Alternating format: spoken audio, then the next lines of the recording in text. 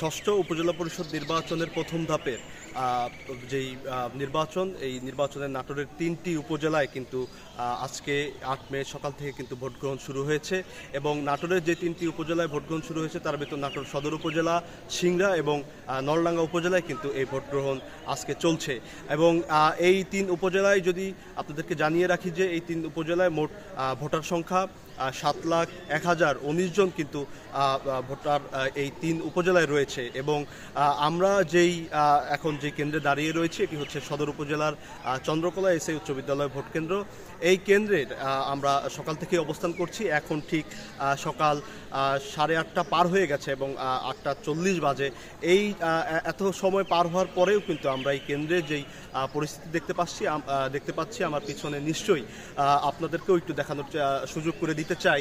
এখন পর্যন্ত ঠিক 40 মিনিট পার হয়ে গেলেও কিন্তু এখনও তেমন কিন্তু ভোটারদের লাইন এবং ভোটারদের তেমন কিন্তু সরব উপস্থিতি আমরা এখন পর্যন্ত দেখতে পাচ্ছি না। এই কারণ হিসাবে এখানকার প্রিজাইডিং অফিসার যেটি আমাদেরকে জানিয়েছেন যে গতকাল রাতে এখানে যেহেতু বৃষ্টি হয়েছে এবং এটা যেহেতু একটি প্রত্যন্ত এলাকা, এইসব কারণে নানাবিধি কারণে কিন্তু ভোটার সংখ্যা সকালবেলা কিছুটা কম, কিন্তু বেলা বাড়ার সাথে সাথে কিন্তু এখানকার ভোটার সংখ্যা বাড়বে বলে আমাদেরকে এখানকার এই কেন্দ্রের যিনি প্রিজাইডিং অফিসার তিনি কিন্তু আমাদেরকে জানিয়ে রেখেছেন। আমরা যদি আপনাদেরকে জানিয়ে রাখি এই কেন্দ্রের মোট ভোটার সংখ্যা যেটি আমাদেরকে প্রিজাইডিং অফিসাররা জানিয়েছেন 4,915 জন।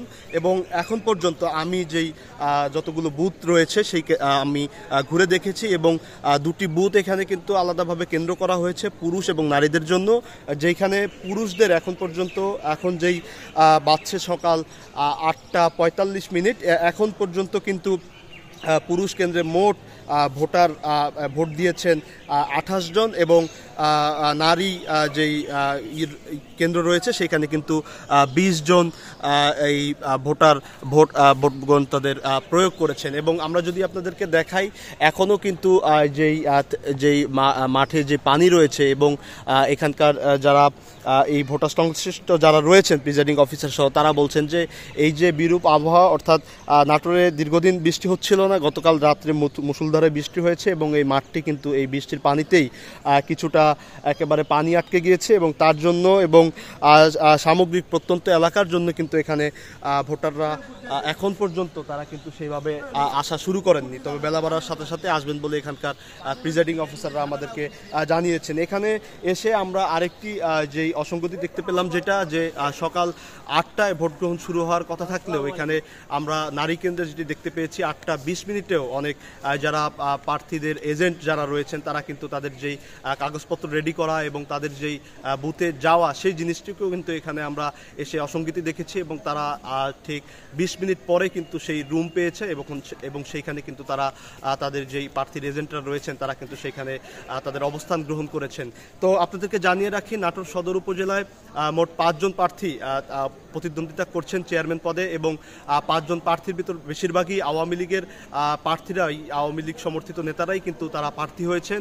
এবং এখানকার ভোটাররা এবং ভোটারদের সাথে আমরা সাধারণ ভোটারদের সাথে কথা বলে যেমনটি জানতে পেরেছি, যেহেতু আওয়ামী লীগেরই প্রার্থী বেশি এবং সেজন্যই কিন্তু ভোটারদের অর্থাৎ সাধারণ ভোটারদের একটু আগ্রহের জায়গায় কিছুটা ঘাটতি রয়েছে। এবং সেই সাথে যদি আমরা আপনাদেরকে জানিয়ে রাখি নাটোরের যে 3টি উপজেলা, সেইখানে সিংড়া উপজেলা ইতিমধ্যেই কিন্তু চেয়ারম্যান যিনি বিনা প্রতিদ্বন্দ্বিতায় নির্বাচিত হয়েছেন এবং আরেকটি উপজেলা যেটা হচ্ছে নলডাঙ্গা উপজেলা, সেইখানে কিন্তু প্রতিদ্বন্দ্বিতাপূর্ণ ভোট হচ্ছে বলে আমরা আমাদের সোর্সের মাধ্যমে জানতে পেরেছি। তো ষষ্ঠ উপজেলা পরিষদ নির্বাচনের প্রথম ধাপের যেই ভোটের সকালের যে খবরাখবর সেটি কিন্তু এই নাটোরের একটি কেন্দ্র থেকে আমরা আপনাদেরকে জানানোর চেষ্টা করেছি। সারাদিন আমরা ভোটের মাঠে থাকব, আশা করি যে কোনো খবর আমরা দ্রুত আপনাদের মাধ্যমে ঢাকা পোস্টের মাধ্যমে জানাতে পারবো। দেখার জন্য সবাইকে অনেক ধন্যবাদ।